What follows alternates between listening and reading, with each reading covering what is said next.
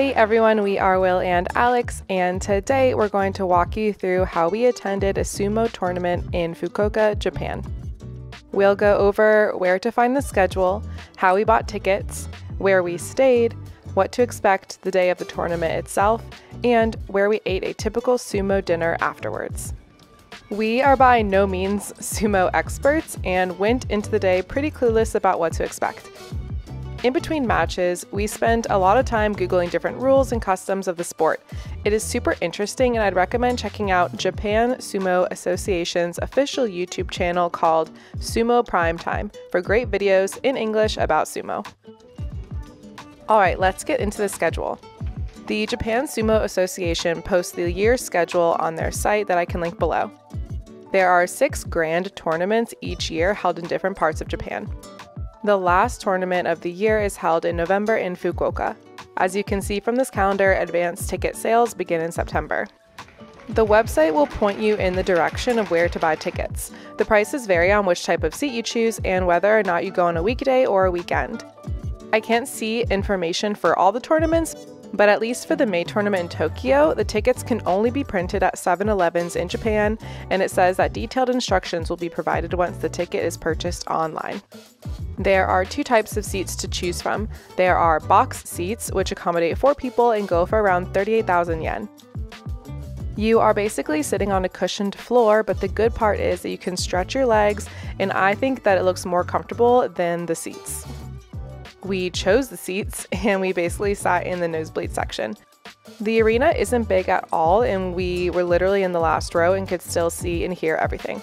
There's no jumbotron or big screens, so I'd recommend bringing binoculars if you think you'll have a hard time seeing. The seats are really small and very close together. If there are people sitting on either side of you, you will be pretty cramped, like we were for hours. The bright side is that these can be very cheap, and we got our tickets for 10,000 yen a person, or around $65 a person. The Japan Sumo Association's website said that they can be as low as 3,800 yen per seat, around $25, but I did not see those available when I looked. For whatever reason, I booked our tickets through a third-party website called Viagogo. I would definitely try the official site first because I think that those are definitely cheaper.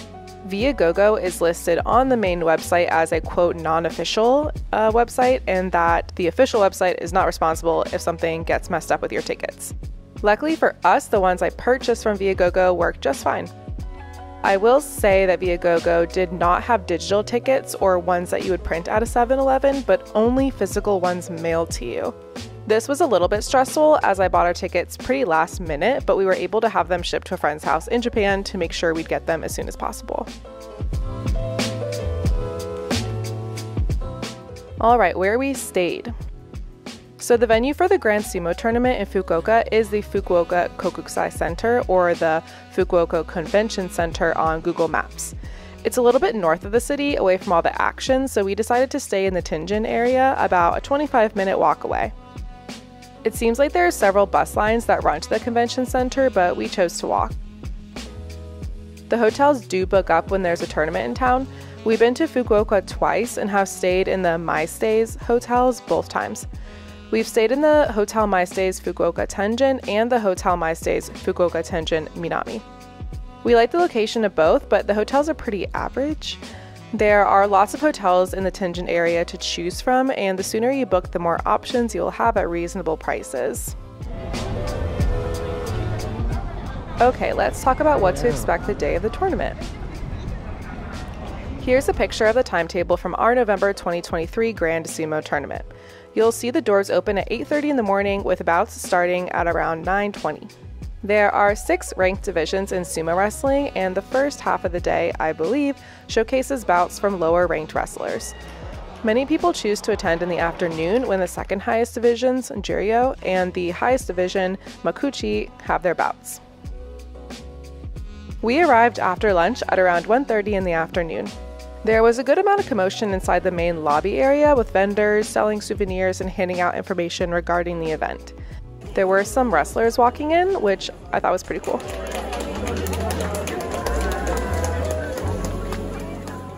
There are food stalls outside in a roped off area. I'll put a picture on screen of the exit you need to take in order to get there. Someone needs to give you a little wristband and I think maybe mark your ticket to allow for re-entry. You'd have to double check, but I think you are allowed unlimited exit and entry during the full day of the tournament. I've seen some venues where you can only enter and exit one time, so make sure to check when you leave. When we first arrived at 1:30, I would say the stadium was about 25% full. The Juryo entered at 2 p.m. and we got to see their entrance ceremony. The bouts are really back-to-back, which is great as a viewer because you are constantly entertained.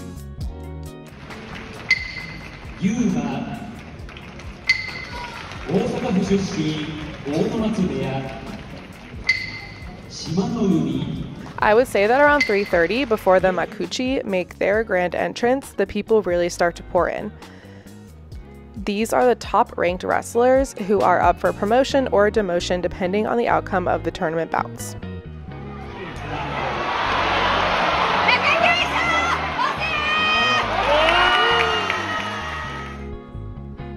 It is really crazy to see the matches in real life, and they are so strong, y'all. It's amazing to watch. We saw bullfighting in Okinawa, and this was basically like that, but with people.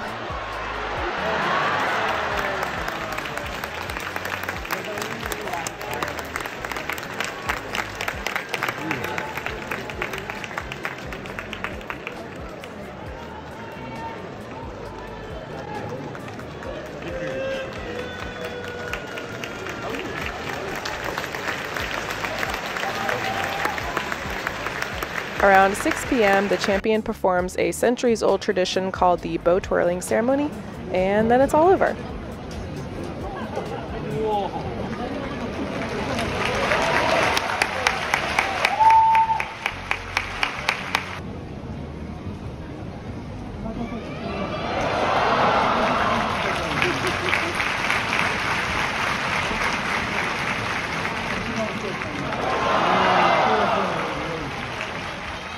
The traffic afterwards is a little crazy, so walking back to town seemed like the best option. I already knew what we had to eat for dinner, chanko nabe, or sumo stew. It's a Japanese hot pot filled with vegetables and proteins. The internet has a lot to say about the dish, but from what I gathered, it's eaten every day after training to maintain and build strength. I took us to this chanko restaurant, which is owned by a former sumo wrestler. It was pretty busy, and we were lucky they were able to scrounge up a table for us. This place is cool with lots of signatures on the walls, I'm assuming from sumo wrestlers. Will and I split the salt chanko and it was really good and very filling. So that's our day attending a sumo tournament in Fukuoka. I hope this makes planning your trip a little easier. If you won't be able to catch a tournament, there are actually tons of sumo experiences on Get Your Guide. I'll link some below, but you can see sumo morning practices, shows, and even get tickets to the grand sumo tournaments, although it's a bit more money than going through their official website. Thanks again for watching. Once we've edited our Fukuoka itinerary and our Azokuju National Park videos, I'll put links to those in the description. I'll see you in the next one. Bye.